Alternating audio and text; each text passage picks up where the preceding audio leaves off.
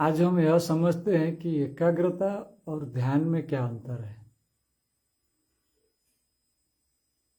एकाग्रता का मतलब यह है कि मन को एक जगह में टिकाए रखना, मन को एक जगह में ज़्यादा देर तक टिकाए रखना, ये एकाग्रता है।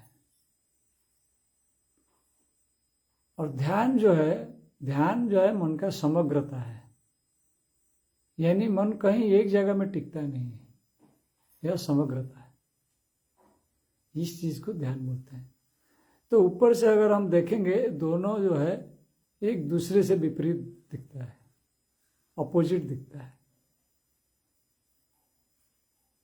तो इसको आगे थोड़ा समझने से पता लगेगा।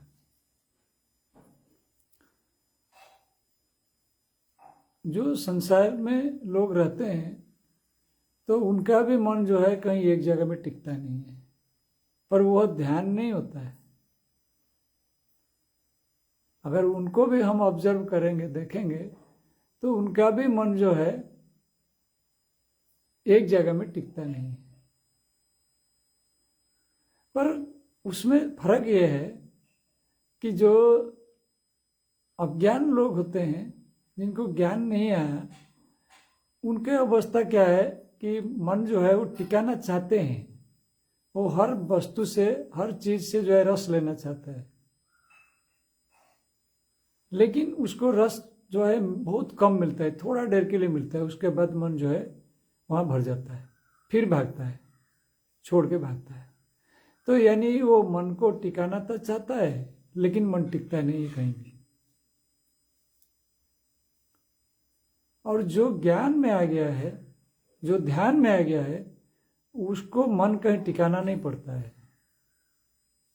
यानी वो किसी भी चीज से रस लेना नहीं चाहता है। वो जानता है इस चीज को कि संसार में किसी भी चीज से, वस्तु से रस नहीं मिल सकता। तो इसलिए उसका मन जो है भी टिकता नहीं है। दोनों बराबर लगता है बाहर से, पर बराबर नहीं है, फर्क है। एक में जो है रस लेना चाहता है, दूसरे में वो जानता है कि इसमें रस मिलने वाला नहीं है, उसको ज्ञान हो गया है। तो इसलिए उसको जो भी मिलता है, जिस चीज से जो भी यूटिलिटी मिलता है, उसका व्यवहारिक गुण जो भी है, तो उसको मिलता ही है, लेकिन उसमें वो मन को नहीं लगाता है। वो सोचता नहीं कि मेरे को इतना मिलना चाहिए, इतना नहीं मिलना चाहिए। कोई एक्सपेक्टेशन उसका नहीं है, उसके बारे में कोई कामना नहीं है। तो यही फर्क है कि मतलब एक जो है ध्यान यही है। इसी को मन का समग्रता बोलते हैं। समग्र रूप में वो सब चीज को समग्र रूप में एक्सेप्ट कर लेता है, ग्रहण कर लेता है। लेकिन जो अज्ञान होता है, वो हर चीज को तो पकड़ना चाहते हैं, लेकिन वो किसी चीज को जो है ठीक से अनुभव नहीं कर पाता है। और उसी के लिए पहले एकाग्रता का जरूरत पड़ता है। ध्यान से पहले एकाग्रता का जरूरत पड़ता है, क्योंकि कहीं भी किसी भी चीज को अच्छी तरह से समझना पड़ेगा।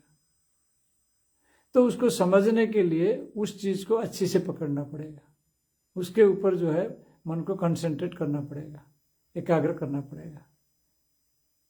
और जब उस चीज को जान लेता है, तो मन जो है फिर उसका वहां हट जाता है। वो जानता है कि बस ठीक है, ये चीज यही है, तो उसको फिर हर चीज का जो है ज्ञान हो जाता है, क्योंकि अलग अलग पकड़ने का आवश्यकता नहीं है। अगर ये संसार में कोई एक भी चीज को कोई जान लेता है, वो हर चीज को जानता है, यही ज्ञान है, क्योंकि फर्क नहीं है। अब जो अज्ञान लोग है तो वो तो सोचता है कि फर्क है, लेकिन ज्ञान में ये फर्क नहीं है। तो इसलिए जो है, जो एकाग्रता है उसका पर्पस वही है, उद्देश्य वही है कि एक चीज में मन लगाओ और उस चीज में मत डूब जाओ। उस चीज में डूब जाने से क्या है, मन को अच्छी तरह से समझ आ जाएगी, तो मन वहां से निकल जाएगी, मन फिर रहेगा नहीं। तो मन जान लेगा कि मैंने किसी चीज में संसार में जो है रस नहीं है, बस उतना है कि उसका यूटिलिटी जितना है उतना ही है, उससे ज्यादा उसमें नहीं मन लगाना है, उसके तरफ जो है आकर्षित नहीं होना है। जब शरीर है, दुनिया है, तो वो संलग्न रहेगा ही, लेकिन उसमें मन नहीं लगाना है। दिल नहीं लगाना है उसमें। यही फर्क है जो है ध्यान और एकाग्रता में। हरि ओम तत्सत।